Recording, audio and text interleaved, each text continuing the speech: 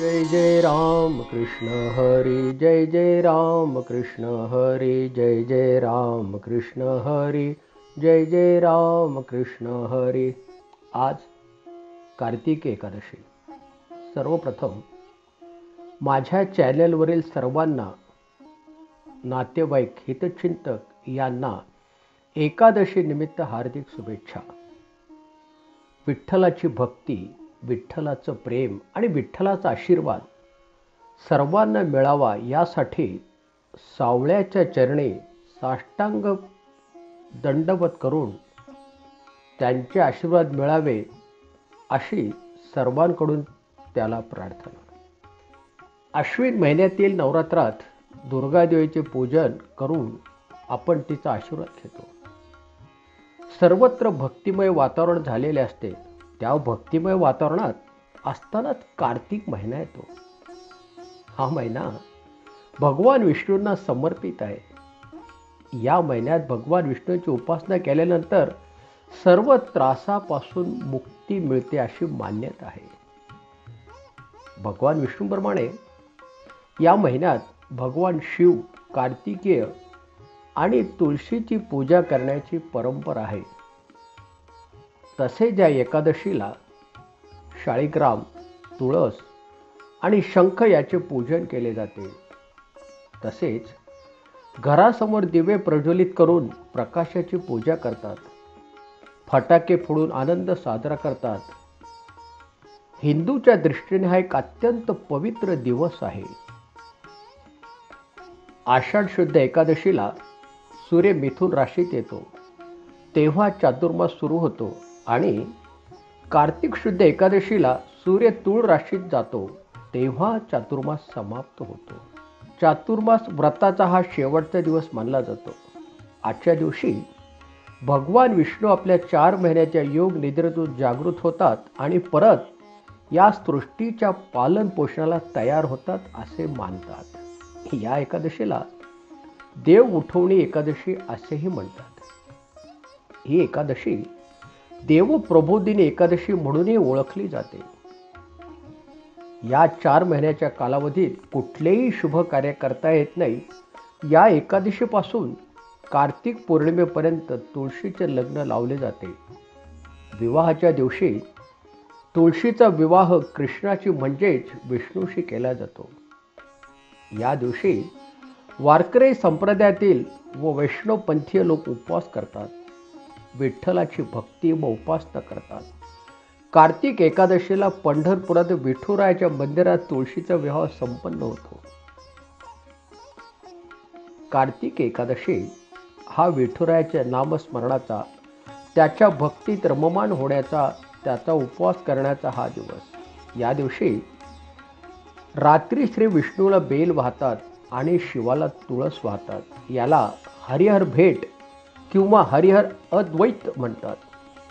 कार्तिक एकादशी म्हणजे संप्रदायाच्या मर्यादा ओलांडून श्री विष्णू आणि शिव यांचे ऐक्य अनुभवण्याचे व्रत.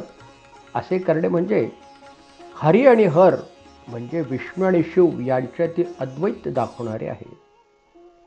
दुसरे कारण अध्यात्मशास्त्री म्हणजे कालमहात्म्यानुसार या दिवशी बेलामध्ये श्री विष्णूचे पवित्रके तसेच तुळशीमध्ये शिवाची पवित्रके आकर्षित करण्याची क्षमता निर्माण करते. या कारणामुळे आजच्या दिवशी शिवाला तुळस आणि विष्णूला बेल वाहतात.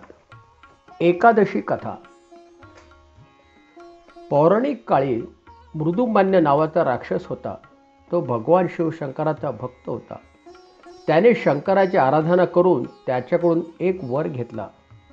भगवान शंकराने त्याला सांगितले की तुला कुणाकडून मृत्यू येणार नाही हे जरी खरे असले तरी एका स्त्रीच्या हातून तुझा मृत्यू होणार आहे. या वरामुळे उन्नत होऊन त्याने देवावर स्वारी केली. त्यांचा पराभव केला. इंद्रलोक आपल्या ताब्यात घेतले. पराभूत झालेले देव एका गुहेत जाऊन लपून बसले. आणि बरं का, त्याच वेळी एकादशीचा जन्म होतो आणि ती मृदुमान्य राक्षसाचा वध करून देवांना मुक्त करते. त्या दिवशी पाऊस पडत असल्याने देवांचे स्नान झाले आणि गुहेत असल्यामुळे खायला न मिळाल्यामुळे त्यांना उपवासही घडला. त्या दिवसापासून एकादशीचे व्रत उपवास म्हणून करण्याची प्रथा सुरू झाली आहे. आजच्या दिवशी चंद्रभागेतीरी व राऊळात भक्तांची मांदिळी जमा झालेली असेल. एक विठ्ठलाचा भक्त शब्दाच्या माध्यमातून पंढरीला जातो आणि त्याच्या मनातील भाव व्यक्त करतो.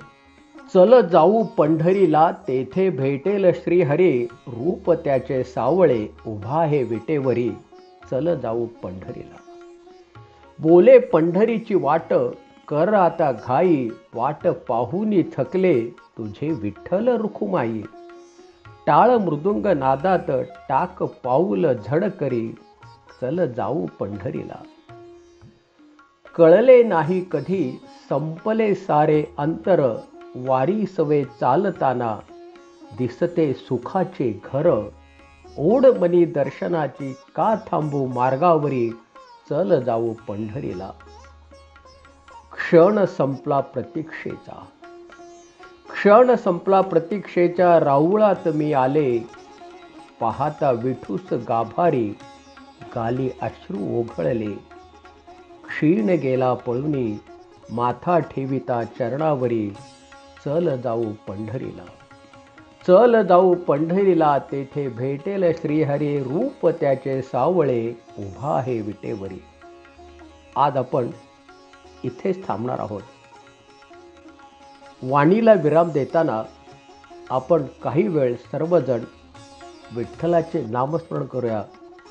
जय जय राम कृष्ण हरी, जय जय राम कृष्ण हरी, जय जय राम कृष्ण हरी, जय जय राम कृष्ण हरी.